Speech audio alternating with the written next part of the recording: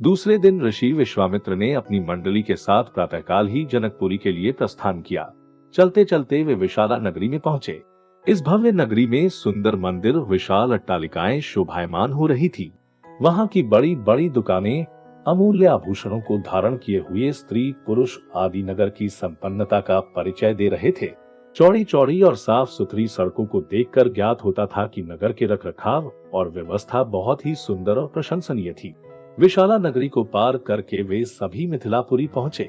उन्होंने देखा कि नगर के बाहर सुरम्य प्रदेश में एक मनोहर यज्ञशाला का निर्माण किया गया था और वहां पर विभिन्न प्रांतों से आए हुए वेदपाठी ब्राह्मण मधुर ध्वनि में वेद मंत्रों का सस्वर पाठ कर रहे थे। शोभायुक्त यज्ञ मंडप अत्यंत आकर्षक था, जिसे देखकर राम ने कहा, हे गुरुदेव, इस यज्ञशाला की छटा मेरे मन को मोह रही है और विद्वान ब्राह्मणों के आनंददायक मंत्रोच्चार को सुनकर मैं पुलकित हो रहा हूँ। कृपा करके इस यज्ञ मंडप के समीप ही हम लोगों के ठहरने की व्यवस्था करें, ताकि वेद मंत्रों की ध्वनि हमारे मन मानस को निरंतर पवित्र करती रहे। जब राजा जनक को सूचना मिली कि ऋषि विश्वामित्र अपनी शिष्यों तथा अन्य ऋषि मुनियों के साथ जनकपुरी में पधारे हैं, तो उनके दर्शन के लिए वे राजपुरोहित शतानंद को लेकर यज्ञशाला पहुंचे। पाद्य अर्घ्य आदि से विश्वामित्र जी का पूजन करके राजा जनक बोले, हे महर्षि, आपने यहाँ पधार कर और दर्शन देकर हम लोगों को कृतार्थ कर दिया है। आपकी चरण धूलि से ही मिथिला नगरी पवित्र हो गई है। फिर राम और लक्ष्मण की ओर देखकर बोले, हे मुनिवर, आपके साथ ये परम तेजस्वी सिंह शावक जैसे अनुपम सौंदर्यशाली दोनों कुमार कौन है? इनकी वीरतापूर्ण आकृति देखकर प्रतीत होता है मानो ये किसी राजकुल के दीपक हैं। ऐसे सुंदर सुदर्शन कुमारों की उपस्थिति से ये यज्ञशाला वैसी ही शोभायुक्त हो गई है जैसे प्रातःकाल भगवान भुवन भास्कर के उदय होने पर प्राची दिशा सौंदर्य से परिपूर्ण हो जाती है। कृपा करके अवगत कराइए कि ये कौन है, कहां से आए हैं, इनके पिता और कुल का नाम क्या है? इस पर ऋषि विश्वामित्र ने राजा जनक से कहा, हे राजन, ये दोनों बालक वास्तव में राजकुमार हैं। ये अयोध्या नरेश सूर्यवंशी राजा दशरथ के पुत्र रामचंद्र और लक्ष्मण हैं। ये दोनों बड़े वीर और पराक्रमी हैं। इन्होंने सुबाहु, ताड़का आदि के साथ घोर युद्ध करके उनका नाश किया है। मारीच जैसे महाबली राक्षस को तो राम ने एक ही बाण से 100 योजन दूर समुद्र में फेंक दिया। अपने यज्ञ की रक्षा के लिए मैं इन्हें अयोध्यापति राजा दशरथ से मांग कर लाया था। मैंने इन्हें नाना प्रकार के अस्त्र शस्त्रों की शिक्षा प्रदान की है। इनके प्रयत्नों से मेरा यज्ञ निर्विघ्न तथा सफलतापूर्वक संपन्न हो गया। अपने सद्व्यवहार, विनम्रता एवं सौहार्द से इन्होंने आश्रम में रहने वाले समस्त ऋषि मुनियों का मन मोह लिया है। आपके इस महान धनुष यज्ञ का उत्सव दिखाने के लिए मैं इन्हें यहाँ लाया हूँ। इस वृतांत को सुनकर राजा जनक बहुत प्रसन्न हुए और उन सब के ठहरने के लिए यथोचित व्यवस्था कर दिया।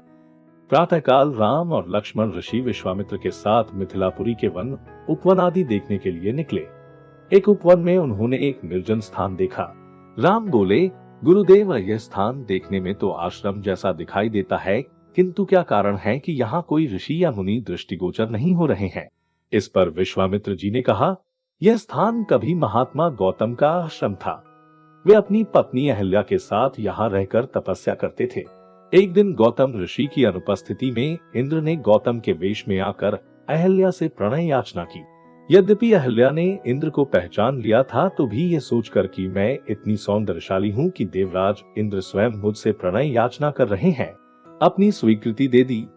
जब इंद्र अपने लोक लौट रहे थे, तभी अपने आश्रम को वापस आते हुए गौतम ऋषि की दृष्टि इंद्र पर पड़ी। उस समय इंद्र उन्हीं का वेश धारण किए हुए था। तत्काल वे सब कुछ समझ गए और उन्होंने इंद्र को श्राप दे दिया। इसके बाद उन्होंने अपनी पत्नी को श्राप दिया कि वे दुराचारिणी अतु हजारों वर्ष तक केवल हवा पीकर कष्ट उठाती हुई यहाँ राख में पड़ी रहे। जब राम इस वन में प्रवेश करेंगे, तभी उनकी कृपा से तेरा उद्धार होगा। तभी तू अपना पूर्व शरीर धारण करके मेरे पास आ सकेगी। यह कहकर गौतम ऋषि इस आश्रम को छोड़कर हिमालय पर जाकर तपस्या करने चले गए। अतः राम, अब तुम आश्रम के अंदर जाकर अहल्या का उद्धार करो। विश्वामित्र जी की आज्ञा पाकर वे दोनों भाई आश्रम के भीतर प्रविष्ट हुए। वहां तपस्यारत अहल्या कहीं दिखाई नहीं दे रही थी, केवल उसका तेज संपूर्ण वातावरण में व्याप्त हो रहा था। जब अहल्या की दृष्टि राम पर पड़ी, तो उनके पवित्र दर्शन पाकर वह एक बार फिर सुंदर नारी के रूप में दिखाई देने लगी। नारी रूप में अहल्या को सम्मुख पाकर राम और लक्ष्मण ने श्रद्धापूर्वक उनके चरण स्पर्श किए। तत्पश्चात उससे उचित आदर सत्कार ग्रहण कर वे मुनिराज के साथ पुनः मिथिलापुरी को लौट आए।